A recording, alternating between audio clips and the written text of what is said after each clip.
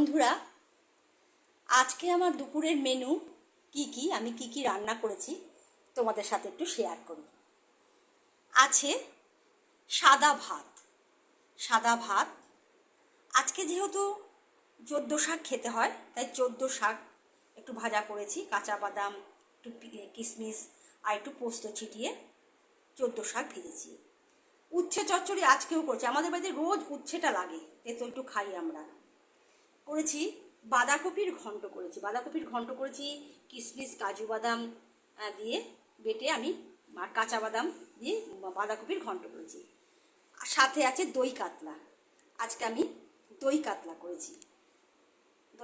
করেছি। আর রয়েছে চালতার চাটনি, আজকেও চালতার চাটনি করেছি। সাথে তো রোজ থাকে টক দই, তোমরা জানো টক দইটা আমাদের খাই আমরা। আজকের মেনু আমার এইটুকু। আবার দেখা হবে পরে, এখনকার মতন টাটা।